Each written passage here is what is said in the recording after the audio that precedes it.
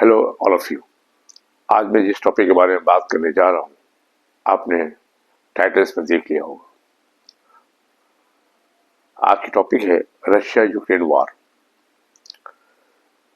Russia Ukraine वार बहुत खतरनाक तौर पे बढ़ते जा रहा है और इसका दायरा कम होने का नाम ही नहीं ले रहा। इसकी वजह यह है कि अमेरिका के जो बिडेन जो सरकार है जाने वाली है 2 महीने के अंदर में, तो वो ये चाह रही है कि इस लड़ाई को इतना आगे तक बढ़ा दिया जाए जिससे रशिया भी परेशान हो जाए और जो नाटो की कंट्रीज है वो भी परेशान हो जाए, क्योंकि जब तक ये लोग परेशान रहेंगे तब तक हमारा माल बिकेगा। हमारा जो औजार है, अमेरिका का औजार है, ये सबसे ज़्यादा परचेजर हैं। जितने भी नाटो के मेंबर स्टेट्स हैं, ये सबसे ज़्यादा यूएस का माल खरीदते हैं। तो यूएस का माल को बेचने के लिए वो चाह रहे थोड़ा लड़ाई बढ़ जाए। जो बढ़ जाएगी तो मुझे फायदा होगा, अगर लड़ाई बंद हो जाएगी तो मेरा माल नहीं बिकेगा। यही वजह से यूक्रेन को वो हर तरह का माल देते जा रहे हैं, आर्म्स देते जा रहे हैं, और ये चाह रहे हैं कि आप रशिया के अंदर में भी फायर करें। इसकी वजह से लड़ाई थोड़ा सा और भड़केगी, थोड़ा सा और रशिया परेशान होगा। रशिया और ब्लास्टिक मिसाइल्स और इंटर कॉन्टिनेंटल मिसाइल दागेगा।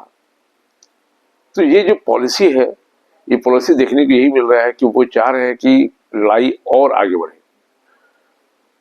1-2 दिन पहले की बात है कि रशिया ने इंटर कॉन्टिनेंटल ब्लास्टिक मिसाइल्स ICBM जिसे कहते हैं, उससे यहां तक दाग दिया यूक्रेन पे। एक शहर है डिनिप्रो। अब उस शहर पर दागने से क्या हुआ कि पूरे यूरोप में खलबली मच गई कि भाई वो न्यूक्लियर वार हेड्स ले जाने के लिए कैपेबल है। अब ये आपको और हम लोगों को ये सोचना होगा कि ये लड़ाई के पैमाने अब खत्म होंगी, ये लड़ाई और बढ़ेगी।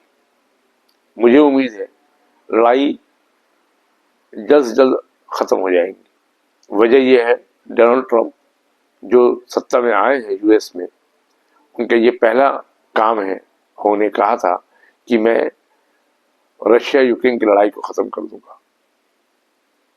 अब बात यह है कि ये टाइम बहुत करीब आ गया है। आज जो बिडेन की सरकार अब जाने वाली है, वो जाते जाते ये सोच रहे हैं कि ये इस तरह से लड़ाई हो जाए कि थोड़ा सा और मेरा माल जो बचा हुआ है, जो मेरा आर्म्स बचा हुआ है, कि इन सभी कंट्रियों से ऑर्डर जम के आ जाए। उनको ये मतलब नहीं है कि लोग क्या कहेंगे, लोग कितने मर रहे हैं, लोग के साथ में क्या परेशानी है। उनका ये मतलब है कि मेरे पास में पैसे कितने आ रहे हैं हमसे। ये बहुत अच्छी चीजें मैंने देखा है, जैसे इंडिया ऐसी कंट्री में डिवाइड एंड रूल की पॉलिसी थी ब्रिटिश की, उसी तरीके से ये अमेरिका के रूल की पॉलिसी है पूरी यूरोप के लिए। और इसमें यूक्रेन जो है, मैं कहूंगा महाबेवकूफ, वो समझ नहीं पाया। उसने 4.5 करोड़ की आबादी को तहस नहस कर दिया व्लादिमीर ज़ेलेंस्की ने। आपकी जो पॉलिसी होनी चाहिए हर कंट्री की, वो अपने सेफगार्ड के लिए पहले होनी चाहिए कि हम जो पॉलिसी बना रहे हैं, इस पॉलिसी में हमारी सेफगार्ड कितनी है। हमको किसी की बातों पे नहीं आना चाहिए, हमको अपना खुद काम करना चाहिए। आपके पास में वो ताकत नहीं रशिया से लड़ने के लिए, और आप पूरे के पूरे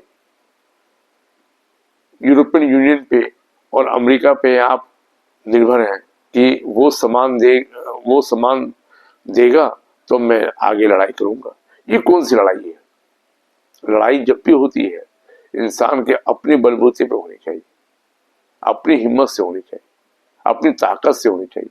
लेकिन ये लड़ाई पूरी की पूरी जो लड़ाई है, ये लड़ाई पूरी की पूरी अमेरिका के सपोर्ट से और यूके के सपोर्ट से। लेकिन यूके के सपोर्ट और अमेरिका का सपोर्ट कब तक मिलेगा? अगर वो देंगे भी पैसा तो कर्ज के तौर पे देंगे, कर्ज आपको वापस करना पड़ेगा। आपकी कुछ 30% जमीन तो आपकी जा चुकी है यूक्रेन की। तो ये लड़ाई किसी भी हालत में ज़ेलेंस्की के लिए, यूक्रेन वासियों के लिए फायदेमंद नहीं है।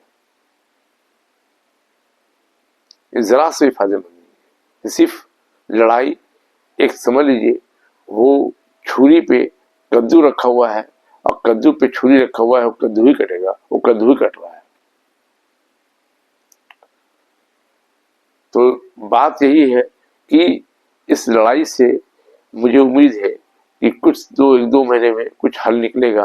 लेकिन जो बाइडेन जो है, यूएस प्रेसिडेंट जो है, वो ये चाह रहे हैं कि और भी लड़ाई थोड़ा बढ़ जाए, थोड़ा सा और लोग मर जाए, थोड़ा सा और यूक्रेन की तबाही हो जाए। इसमें रशिया को कोई ज्यादा नुकसान नहीं है अगर देखा जाए तो। रशिया को अगर देखा जाए, उनकी फौजें खत्म हुई हैं, कुछ भी हुई है, लेकिन उनको 30% जमीन मिल गई है। लेकिन सबसे ज्यादा अगर नुकसान है तो यूक्रेन का है। तो आज के हमें टॉपिक यही है। आपको ये टॉपिक कैसी लगी? अगर अच्छी लगी है प्लीज सब्सक्राइब कर दीजिए। Thank you.